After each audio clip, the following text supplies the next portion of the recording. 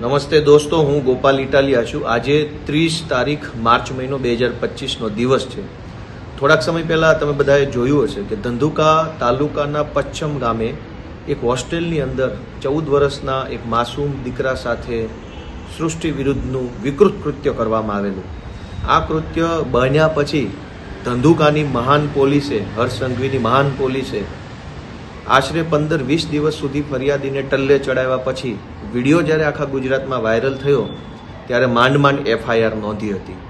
અને એ ઘટના આપણે જોઈ કે સરકારી હોસ્ટેલમાં રહીને ભણતા બાળક કે જેને પોતાના મા બાપે એક સારી આશા સાથે ભણવા મોકલ્યો છે, એ બાળક સાથે સૃષ્ટિ વિરુદ્ધનું કૃત્ય થાય, એના કપડાં કાઢી નાખવામાં આવે, એની સાથે વિકૃતિ કરવામાં આવે, એ ઘટના બની એના પડઘા હજુ શેમા નથી।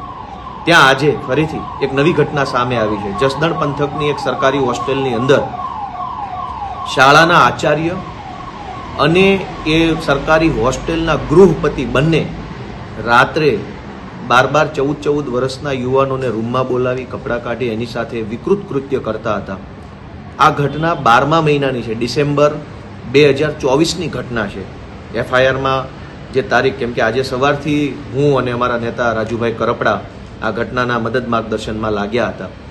શરૂઆતમાં તો પોલીસે સાંભળવાની ના પાડી દીધી, આનાકાની કરી દીધી, કારણ કે આ ઘટનાનો એક આરોપી ભાજપનો મોટો હોદ્દેદાર છે। ભાજપનો મોટો હોદ્દેદાર શાળાના 12-14 વર્ષના છોકરાઓને રાત્રે રૂમમાં બોલાવી એમની સાથે વિકૃત વર્તન કરતો હતો, સૃષ્ટિ વિરુદ્ધનું કૃત્ય કરતો હતો। આ ઘટના સામે આજથી બની છે 12મા મહિનામાં, પણ અત્યાર સુધી દબાવી રાખવાની કોશિશ શાળાના આચાર્ય અને સંચાલક અને ભાજપના નેતાઓએ કરી છે। દોસ્તો, ધંધુકાની ઘટના બની એમાં પણ ભાજપના સ્થાનિક નેતાએ 14 વર્ષના છોકરા સાથે સૃષ્ટિ વિરુદ્ધના કૃત્યની ઘટના દબાવવાની કોશિશ ભાજપના માણસોએ કરી।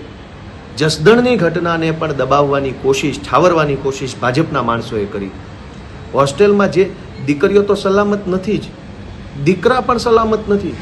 14 વર્ષના દીકરાને હોસ્ટેલમાં ભણવા મૂક્યો હોય અને ગૃહ પિતા પોતે રાત્રે રોજ છોકરાઓને રૂમમાં બોલાવી જબરજસ્તી કરી, ગાળો દઈ, માર મારી સૃષ્ટિ વિરુદ્ધનું કૃત્ય કરે, આ કૃત્યને જસદણની કે ધંધુકાની પોલીસ છાવરે, આવા હીન કૃત્યને, વિકૃત કૃત્યને ભાજપના નેતાઓ છાવરે, તો હર્ષ સંઘવીને એટલું જ કહેવાનું કે ભાઈ, ઢાંકણીમાં પાણી લઈને શરમથી ડૂબી મર, અને ઢાંકણીમાં પાણી લેવાનો જીવ ન હાલતો હોય તો પંખે લટકી જવાય।